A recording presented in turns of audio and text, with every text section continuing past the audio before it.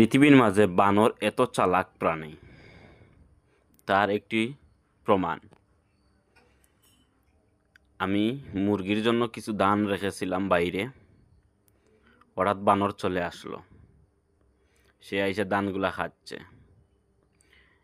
আমি যতই চেষ্টা করলাম তাকে সরিয়ে দেওয়ার, সে চলে যায় না। এই যে খাচ্ছে, আর একটা আসতেছে, আর একটা পাহারা দিচ্ছে। এইভাবে বানরের চালাকি, কিন্তু কেউ কাছে যাইতে পারে না। এই বানরে ভয় দেখায়, কামড় দেয়, কিন্তু তাদের ভয়ানক একটা রূপ আছে। চোখ মুখ দিয়ে একটু ভয় দেখানোর ভাব।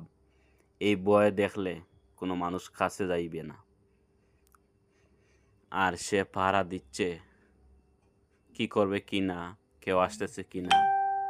এইভাবে বানরের অত্যাচার। এখন আবার আসছে ধান খাওয়ার জন্য।